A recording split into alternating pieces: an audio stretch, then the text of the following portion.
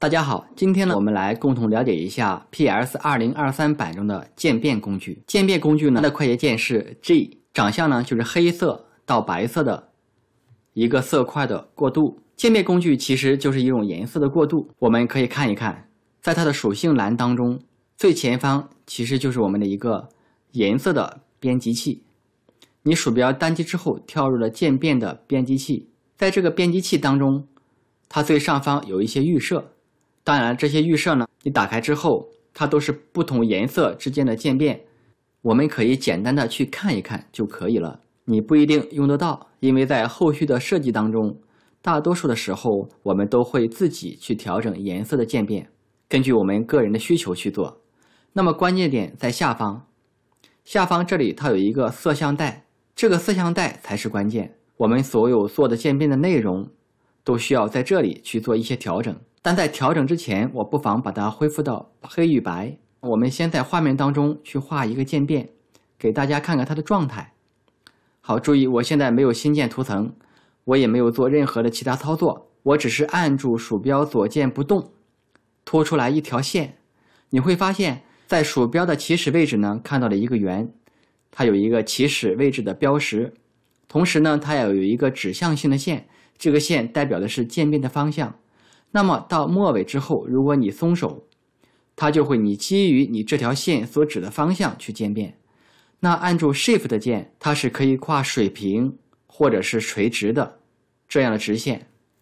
好，大家我们知道了，我们不妨画一个水平方向的这样的直线，松开鼠标，渐变就产生了。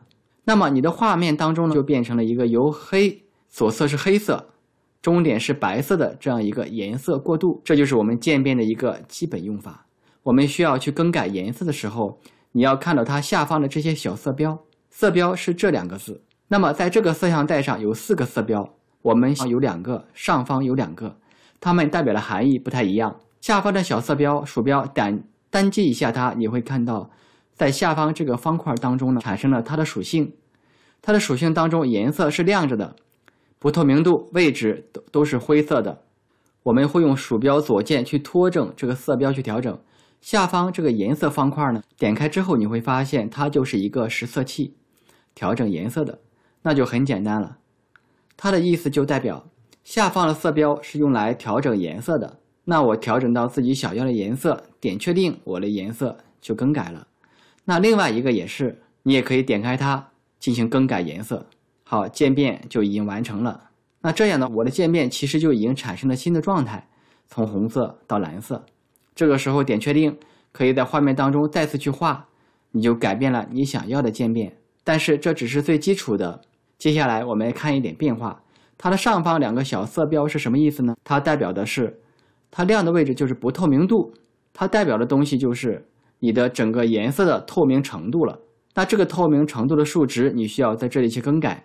我们可以把它改到最低，或者改到 50%， 我们不妨直接改成 0%， 给大家去看一看。注意，我是把左边的红色这个颜色的上方色标改成了不透明度为0的状态。接下来我们来做一件事，把背景前方的小眼睛关掉。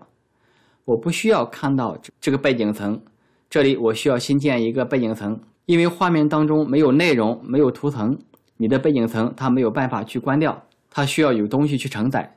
好，找到渐变工具，我在画的时候呢，你要注意它的整个状态是什么样的。右侧变成了一个有颜色的，左侧呢没有了，左侧是黑白相间的透明的一个方格，那代表就是完全透明，没有像素，这个我们前面说了。所以呢，你就知道了，它其实说白了就是下方改颜色，上方改不透明度，利用这2个东西相互交叉去使用，你就可以做出很多不一样的东西。比如我现在打开背景层，你会看到它的颜色其实透出了背景层的颜色。那如果你移动上方这个图标，这个图形当中的内容，那么它会产生不一样的效果。你看，我可以让它把它变成这样，可以再移动，让它的边界产生，你甚至可以改变它的整个方向，旋转让它看起来有一些特殊，就变成了2个不同的这种渐变形态。好，这是我们这一块。我们认识了基础的渐变之后呢，接下来我们来看如果你想要做更多种的渐变怎么办呢？我们可以在这里把不透明度给它改回来100%，上方所有的色块内容都是一样的。那么接下来我们看如何添加你的色标呢？只有2个有时候是不够用的。那要想添加，其实你只需要鼠标放在这个色相带的附近，点一下，它就添加了一个新的色标。同时这个小色标也可以双击鼠标左键，它会直接跳到实色器里，这也是它的一个快速调整颜色的方式。那你再点，它还会再一直添加。那么我们如何把多余的给它删掉呢？你可以按住鼠标左键不动，把它脱离，拖住这些色标往外拽，拽完之后松开鼠标左键，只要它远离这个色相带，它就消失了。这就是我们的添加色标的方式，上下都是一样的，上方也是单击拖拽，比较简单。这就是我们基础的渐变调整。